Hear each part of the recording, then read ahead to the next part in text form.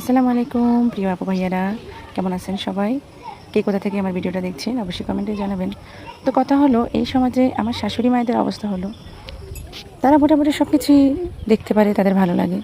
শুধু ভালো লাগে না কোনটা জানেন? তা হচ্ছে পরের মেয়ের ভালো থাকা, সুখে থাকা ব্যাপারটা। আসলে আমি মাঝে মধ্যে ভাবি তাদের মাথায় এটা কেন আসে না যে আমি আমার নিজের মেয়ের ভালো থাকা, সুখে থাকাটা উপভোগ করি, চোখের তৃপ্তি নিয়ে থাকি, তাহলে পরের মেয়ের বেলায় সেটা কেন আমাদের সহ্য হয় না?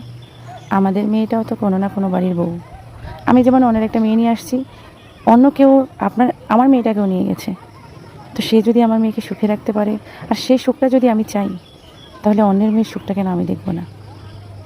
আমাদের ওনাদেরকে খুব করে জিজ্ঞাসা করতে ইচ্ছে করে, বা ওদের থেকে জানতে ইচ্ছে করে, আসলে ওই পরের মেয়ের ভুলটা কোথায়, দোষটা কোথায়? ও কি পারে না ভালো থাকতে? ওর কি ভালো থাকার কোনো অধিকার নেই? আমার এই কথাগুলো হয়তো বা ননদ পক্ষের বা ননাস পক্ষের বা শাশুড়ি পক্ষের মানুষের খারাপ লাগতে পারে।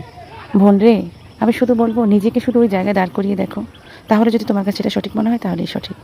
আমরা ঠিক ততক্ষণ পর্যন্ত এই জিনিসটা উপলব্ধি করি না, যতক্ষণ না আমরা নিজেরা ওই জায়গাটায় বা ওই পরিস্থিতিকে বোঝাই।